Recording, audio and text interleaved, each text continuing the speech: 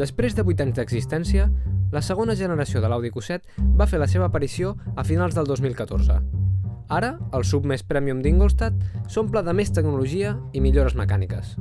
Pel que fa a estil exterior, el Q7 2015 és una evolució del model anterior, amb nous fars, que poden ser de xenó o LED, una graella hexagonal massiva, pilots posteriors i paraxocs redissenyats i una nova línia lateral que el fa semblar més baixet, menys voluminós i força més lleuger. El Q7 ha perdut aquella imatge de desmesura per tot i continua sent un cotxe força gran, mesura 5 metres 5 centímetres.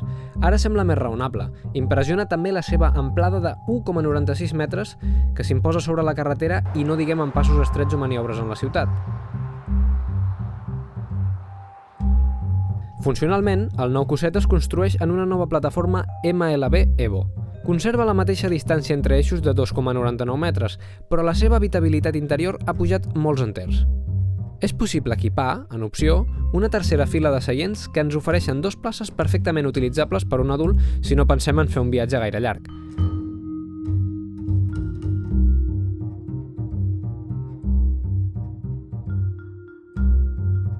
Totes les places, però, gaudeixen d'un confort extraordinari.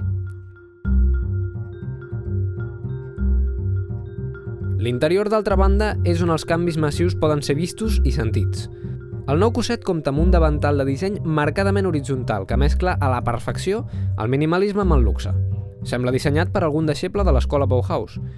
Acabats d'alta qualitat, infoentreteniment Audi MMI de darrera generació i un ambient modern i premium defineixen un espai on ve de gust passar-hi hores i hores de viatge.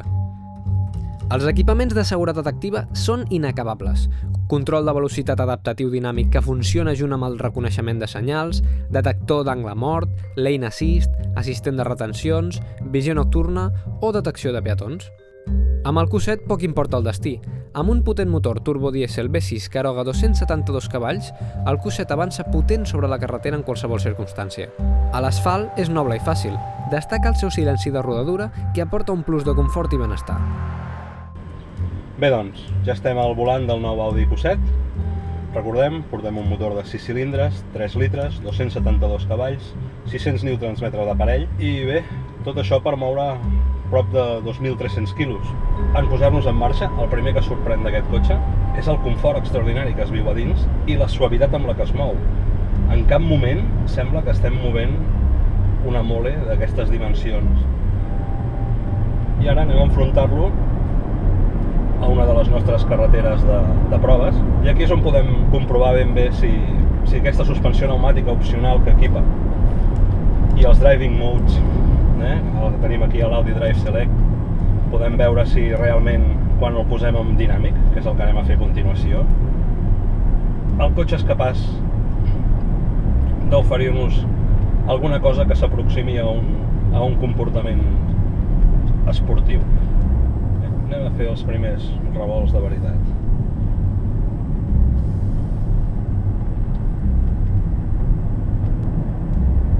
Bé, doncs, el que calia esperar. Impertorbable. Ni es mou. És terriblement fàcil.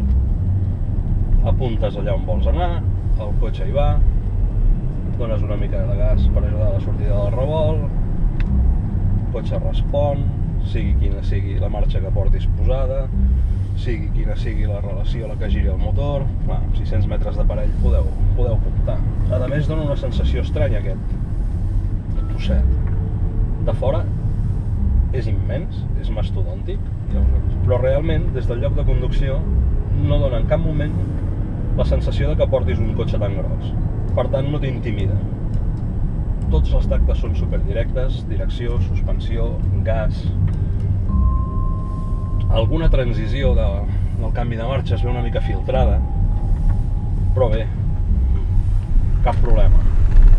Suavitat davant de tot. Malgrat els seus 2.200 kg de pes, mai perd la compostura per molt que reviri la carretera o l'estat de l'asfalt. Com no pot ser d'una altra manera, si abuses del peu dret, ho pagues a la benzinera amb consums per sobre dels 11 litres. Però també et sorprèn amb consums de 7,5 litres en un recorregut mixta a ritmes normals. I quan l'asfalt s'acaba, el Q7, sempre i quan equipem la suspensió pneumàtica opcional, sorprèn amb les seves capacitats off-road pròpies d'un tanc. Bé, doncs ja estem sobre la terra, ja hem deixat l'asfalt.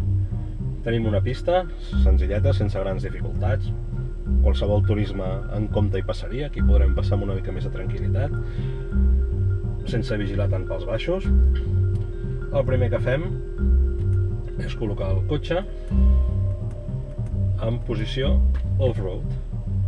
I a part de les indicacions, amb els inclinòmetres, graus, suggerències fins i tot d'orientació de la direcció,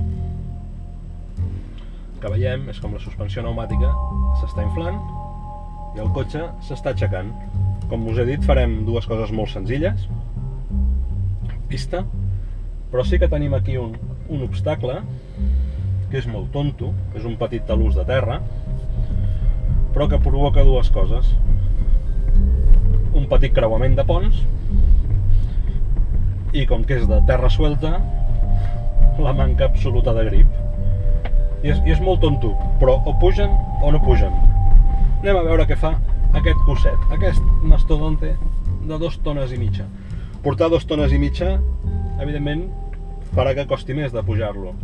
A veure com respon. Anem-lo a atacar. Vinga, amunt. Entrem, s'aixeca la roda, creuem pont, gas, busquem tracció. Fora. Cap problema, ni mig. Extraordinari el comportament de la tracció 4, extraordinaris els angles d'atac. Ho hem hagut de fer amb una mica més del gas del que seria una conducció 4x4 com il faut, però sí que és cert que tampoc portem bloquejos de diferencial central ni històries. Això és un cotxe pensat per anar a esquiar. Extraordinari l'angle d'atac, extraordinari com hem pogut notar com el cotxe pujava, com buscava la tracció. L'hem ajudat una mica amb la direcció i hem sortit. Molt fàcil.